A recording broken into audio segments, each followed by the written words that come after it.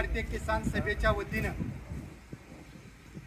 Gadhinglaj MSCB सेक्शनला आज निवेदन दिलेलं आहे। या निवेदनाची मागणी अशी आहे की स्मार्ट मीटर जे बसवायला सुरुवात केली, ज्या ग्राहकाला स्मार्ट मीटर नको आहे त्याच्यावर कोणतीही बळजबरी करणं हे भारतीय संविधानानुसार कायद्याचा उल्लंघन आहे। जरी स्मार्ट मीटरचा कायदा केंद्रानं आणि राज्यानं केला असेल, स्वीकारला असेल, तरी आज मनोहर खट्टर जे केंद्रीय ऊर्जा मंत्री आहेत आणि या राज्याचे मुख्यमंत्री देवेंद्र फडणवीस तेच ऊर्जा मंत्री आहेत, त्यांना आज आमचं सांगणं आहे, तुम्ही शब्दाचे खेळ सुरू केलेले आहेत।